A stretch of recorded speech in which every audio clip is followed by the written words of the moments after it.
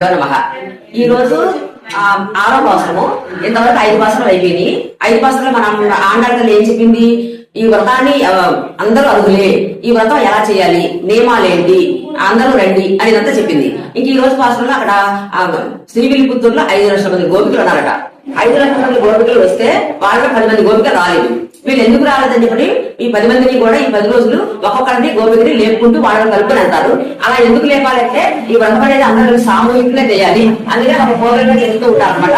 ఈ రోజు గోపిక చిన్న పిల్ల గోష్ఠికి కొత్తది, అందుకని వీళ్ళందరూ వెళ్ళి ఆ గోపికని లేపుతున్నారు. తెల్లవారడానికి 2 గుర్తులు చెప్పారు.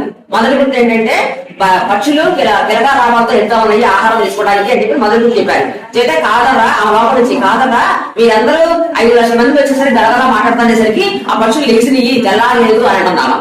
అయితే కోవెలలో గంట శంఖం తెల్లటి శంఖాన్ని పూరిస్తున్నారు. విష్ణు భక్తులందరూ కూడా శ్రీహరి శ్రీహరి శ్రీహరి అనుకుంటూ వెళ్తున్నారు అని తెల్లవారని గుర్తు చెప్పి ఆమెను లేపారు. నిన్న పాసరంలో మన అక్క మనకి ఏమైనా నామం ఇచ్చింది?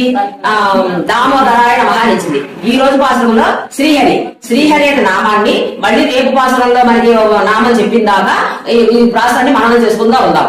అయితే ఈ 10 మంది గోపికలు కూడా ఆడవాళ్ళు, 10 మంది ఆడవాళ్ళు. ఈ రోజు గోపిక పెరియ ఆడవాళ్ళతో సమానం. జై శ్రీమన్నారాయణ.